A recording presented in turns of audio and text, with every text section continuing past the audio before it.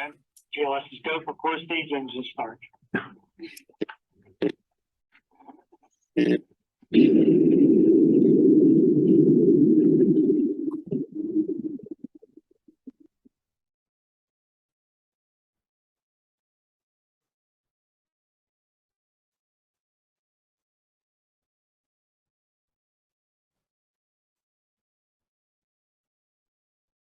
Five engines on the core stage and two solid rocket boosters now propelling the vehicle at 128 miles per hour. Hearing good control on the roll from teams in Mission Control Houston. All good calls so far. Now 30 seconds into the flight, Artemis 1. First milestone will be for the vehicle to pass through max Q about 1 minute and 9 seconds into launch. This is the greatest period of atmospheric force on the rocket.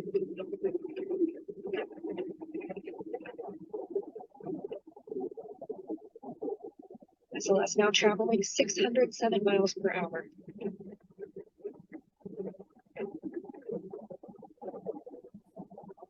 You're looking at 8.8 billion pounds of maximum thrust quiet here. No loops in mission control. Full core stage engines are throttling down and pass up the max Q.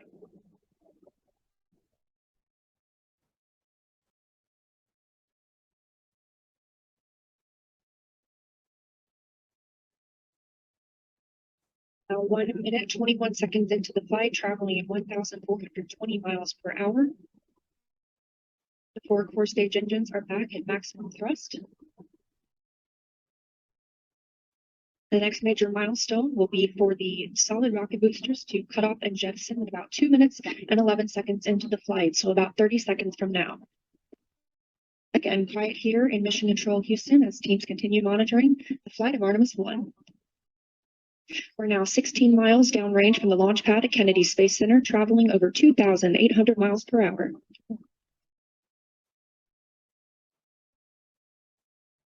Standing by for solid rocket booster jettison and shortly thereafter.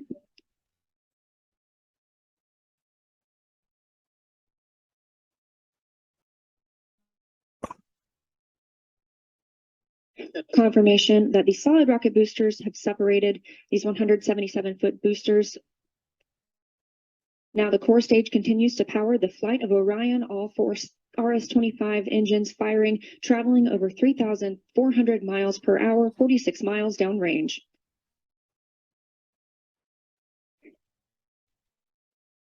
Now 7 minutes, 45 seconds into the flight, traveling over 16,000 miles per hour. Continuing to hear good calls here in Mission Control Houston. We're standing by for core stage main engine cutoff.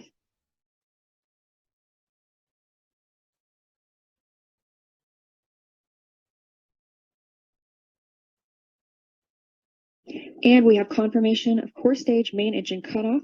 Orion is now in Earth's orbit. The flight dynamics officer reports that we have a nominal main engine cutoff. And we just heard the call for core stage separation. That means Orion and the interim cryogenic propulsion stage are now flying free from the core stage of the Space Launch System. The next milestone will be solar array deploy approximately 18 minutes after liftoff. But before Orion stretches its wings, let's check with our friends at Kennedy Space Center and hear all about what it was like to hear the rocket roar off the launch pad. Megan and Kayla, I've got to hear all about it. And to those of us who weren't here yet, this was an incredible moment to experience. I mean, like you were saying earlier, Sawyer, the combination of Apollo 4 and Apollo 8 in a very interesting way for what they are doing here. But that's the emotion of it. We've seen a moon rocket launch, and I'm going to let Sawyer. But I mean, we have seen a moon rocket launch. Yeah, Chris, I think we actually have some control center audio here. Let's see if we can't listen. You were part of a first. Doesn't come along very often. Once in a career, maybe. But we are all part of something incredibly special. The first launch of Artemis.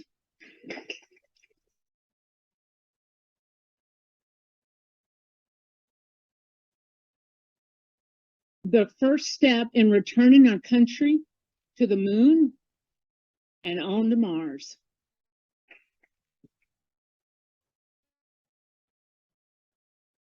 What you have done will What you have done today will inspire generations to come.